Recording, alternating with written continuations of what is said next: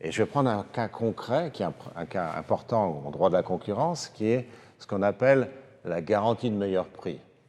En anglais, on appelle souvent ça la Most Favored Nation Clause, mais j'aime mieux la garantie de meilleur prix, c'est ce que vous offre une plateforme en disant « Venez chez moi, je vous garantis que vous aurez le meilleur prix. Ce n'est pas la peine d'aller ailleurs. » Donc, par exemple, sur Booking, si vous voulez réserver un hôtel sur Booking, Booking va vous dire « Venez chez moi, je vous garantis le meilleur prix pour cet hôtel. » Quel que soit l'hôtel que vous trouviez, vous ne trouverez pas un meilleur prix sur une autre plateforme, vous ne trouverez pas un meilleur prix si vous allez sur le site web de l'hôtel. Je vous garantis le meilleur prix. Alors ça paraît sympathique, parce qu'on va sur Booking. D'une part, Booking a beaucoup d'hôtels. Booking a un service qui est très bon.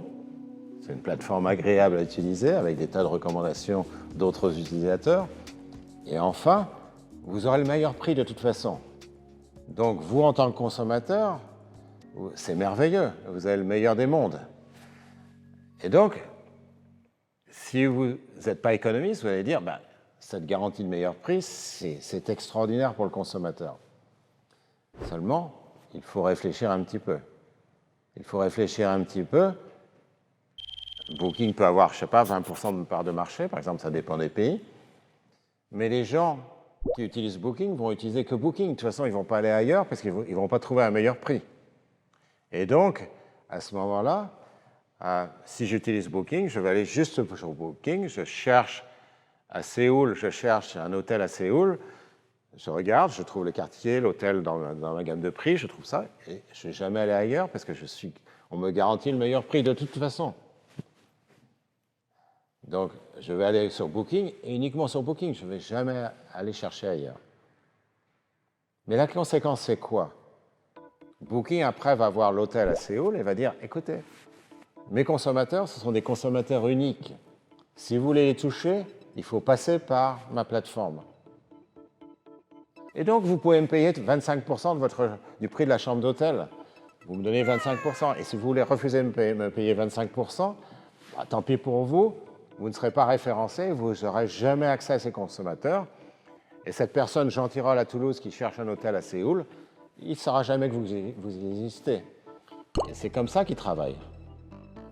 L'hôtel, bah, il va payer 25%, il va donner 25% de son profit, enfin de son revenu, pardon, de son revenu sur sa chambre. Donc s'il fait une chambre à 100 €, bah, il va toucher que 75 € in fine.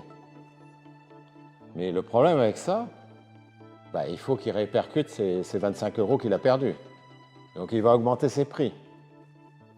Est-ce qu'il va augmenter son prix pour Jean Tirole qui a loué par Booking? Non, il ne peut pas. Il ne peut pas parce que, souvenez-vous, qu'il a promis à Booking la garantie du meilleur prix. Donc il ne peut pas tarifer 125 à Jean Tirole qui est passé par Booking. Il est obligé d'augmenter ses prix pour tout le monde, y compris des gens qui n'utilisent pas Booking. Donc si quelqu'un qui va finalement booker sur Expedia le même hôtel à Séoul va être obligé de payer une partie des 25% que j'aurais imposé parce que je suis passé par Booking.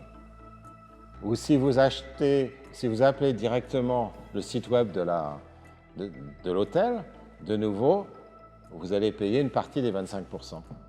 Et voilà, donc on peut taxer ses propres concurrents, ce qui est extraordinaire quand vous y réfléchissez. Et donc, c'est un problème. Les consommateurs pourraient dire, ça ne me concerne pas, c'est d'autres qui payent. Non, non, ça les concerne. Parce qu'évidemment, ces fournisseurs vont faire passer le coût correspondant, le coût de cost of doing business, vont faire passer le coût correspondant, évidemment, dans les prix aux consommateurs. Et donc, s'il y a un problème pour les consommateurs, il est indirect, parce que ce qui est tarifé, en fait, à ces fournisseurs et à ces annonceurs, revient sous forme de prix plus élevés aux consommateurs à un moment ou à un autre.